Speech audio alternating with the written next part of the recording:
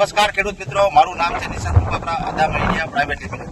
આજે હું જુનાગઢ તાલુકાના મેંદરડાના ગુંદાળા ગામે એક પ્રગતિશીલ અને યુવાન ખેડૂત મિત્ર વનરાજભાઈની વાડી આવ્યો છું. વનરાજભાઈએ આપણી અદામા કંપનીનું અલ્માગોર અને પ્લેથોરા દવાનો છંટકાવ કર્યો છે. વનરાજભાઈએ આજ વર્ષે 11.5 વીઘાનું મગફળીનું વાવેતર કરેલ છે. તો વનરાજભાઈ આપણી સાથે છે.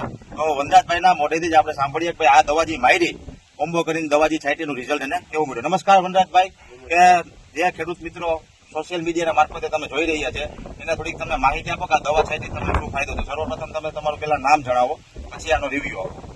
મારું નામ વનરાજભાઈ ગોરણભાઈ ગીટા, ગામ કુંડાળા, તાલુકો મેંદરડા, જિલ્લો જુનાગઢ. હવે સાહેબ આમાં આપણે હીરુમાં તો બહુ હીરું હતું. બરાબર. હા, ડોકા આસોડિયું ખાઈ ડોકા ગયું. ખાઈ વરસાદની હિસાબે આપણે દવા નહોતી છાંટી લીધા. કેવા પ્રકારની હીરું હતી? લીલી અને લશ્કરી? લશ્કરી હીરું બહુ હતું. બરાબર છે. એટલે આપણા અદામા કંપનીનું પ્લેથોરા. પ્લેથોરા માર્યું બરાબર. અને માટી કીડી બહુ હતી હા, આપણે. હા. એટલે આપણા અદામા કંપનીનું અલ્માગોર. અલ્માગોલ માર્યું એટલે બહુ રિઝલ્ટ સારું. બરાબર છે. આ બે તમે ભેગો કરીને છાંટ્યું. કેટલા દિવસ પહેલા છાંટ્યું?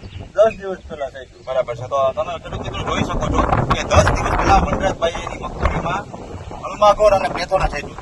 પ્લેથોરા અને અલ્માગોર છાંટ્યા પહેલા મગફળી સાવ પીળી રેડ હતી વનરાજભાઈના કહેવા મુજબ. આજે મગફળી તમે જોઈ શકો છો, મારા ગોઠણ મુજબની મગફળી છે અને કાળી મકોડા જેવી મગફળી થઈ ગઈ છે. હજી તમે આમાં ઈયળના પાંદડા ખાધેલા જોઈ શકો છો અને જે નવું પાન ફૂટે છે એ પ્લેથોરાના હિસાબે સાવ ગ્રીનરી વાળું ફૂટે છે.